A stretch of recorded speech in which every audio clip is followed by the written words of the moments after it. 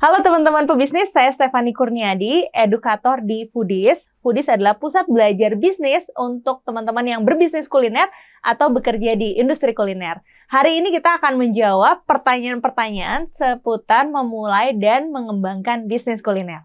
Oke, pertanyaan seru yang akan kita jawab ini adalah bagaimana jika nih ternyata produk yang kita jual adalah produk viral.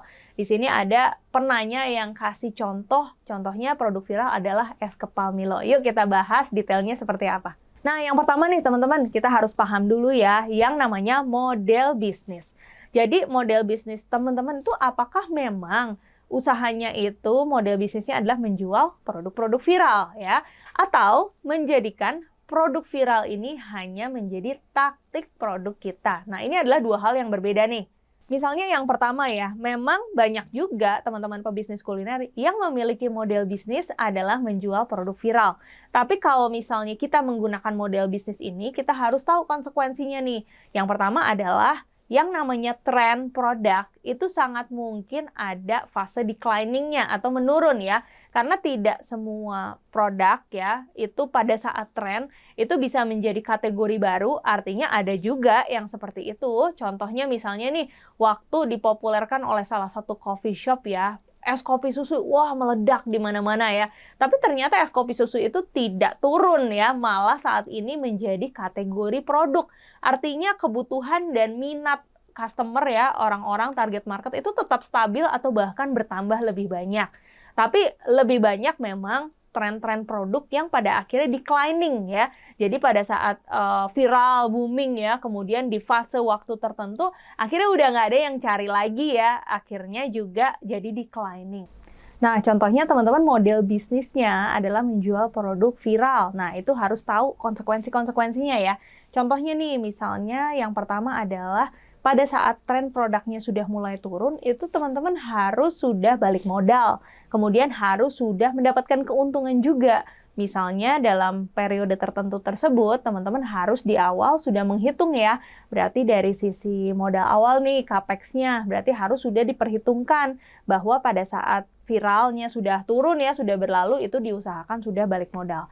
Nah, kemudian ya teman-teman banyak sekali nih model bisnis yang menggunakan cara ini. Artinya modal-modal usaha yang utamanya itu selalu digunakan berulang. Contohnya teman-teman punya 10 kios gitu ya, atau booth atau tenda atau gerobak di pinggir jalan.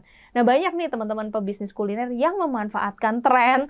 Kalau misalnya lagi tren es kepal Milo, gerobaknya itu jualan es kepal Milo. Kemudian tren es kepal Milo udah turun nih, udah nggak ada yang cari lagi produknya. Nah, itu kemudian mereka berganti produk ya, yang lagi viral berikutnya. Misalnya kemudian viral Thai tea gitu ya, yang warnanya hijau, warnanya coklat, orange, segala macam. Nah, 10 gerobaknya jadi jualan Thai tea ya. Kemudian nanti kalau tren Thai tea-nya udah mulai turun ya, kemudian misalnya lagi booming kroffel gitu ya. Akhirnya 10 gerobaknya jualan kroffel ya. Nah, di sini modal ataupun balik modalnya itu bisa cepet banget teman-teman. Karena gerobaknya itu sudah punya dari awal. Nah, ini adalah salah satu ya contoh kalau model bisnisnya adalah produk-produk yang tren ya sebagai produk utamanya. Nah, bedanya kalau misalnya teman-teman menggunakan produk viral ini hanya sebagai taktik. Contohnya nih, teman-teman punya coffee shop ya. Coffee shop ini punya brand, dibangun brandnya, dibangun customer database-nya, engagement-nya ya, punya variasi produk selayaknya ekspektasi orang-orang terhadap coffee shop. Nah, kemudian tren produk kroffel nih misalnya. Nah, teman-teman bisa gunakan tren produk kroffel ini di dalam coffee shop-nya supaya menambah penghasilan ya atau menambah omset di dalam periode saat kroffel-nya lagi booming. Karena biasanya kalau ada suatu tren produk tertentu itu biasanya trennya tuh terjadi di suatu tempat lain dulu gitu ya. Kemudian kan kita dengar ya, kemudian ada peluang tuh, wah kalau misalnya kita jual juga produk tersebut lagi banyak dicari orang, kemudian kita kasih tahu ke customer yang kita punya, ke orang-orang di sekitar outlet kita, mereka memang lagi nyari-nyarinya tuh produk yang lagi tren. Nah, disitulah kita bisa memanfaatkan peningkatan penjualan. Kalau misalnya kita menggunakan produk viral ini sebagai taktik kita ya, nanti kalau misalnya udah mulai turun produknya, kita hilangkan juga nggak ada masalah. Nanti kita awasi lagi tren-tren produk viral apa lagi nih yang cocok dengan kategori usahanya teman-teman. Nah, karena dengan mengikuti banyaknya tren produk viral ini, itu juga manfaatnya banyak ya, supaya brand kita terus relevan, orang juga terus ngomongin tentang brand kita, karena selalu ngikutin hal-hal yang baru.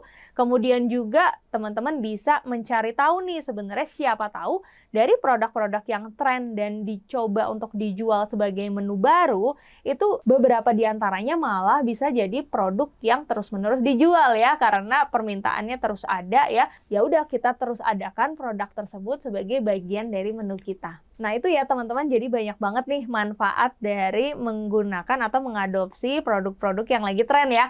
Bisa sebagai model bisnis tertentu, bisa juga sebagai taktik kita untuk meningkatkan penjualan. Jangan lupa subscribe di Foodies YouTube channel di tombol subscribe agar kita bisa mendapatkan update berbagai video terbaru dari Foodies dan juga share ke berbagai grup video-video pembelajaran dari Foodies. Ikuti kelas-kelas Foodies terbaru dan sekolah bisnis kuliner, kunjungi www.foodies.id.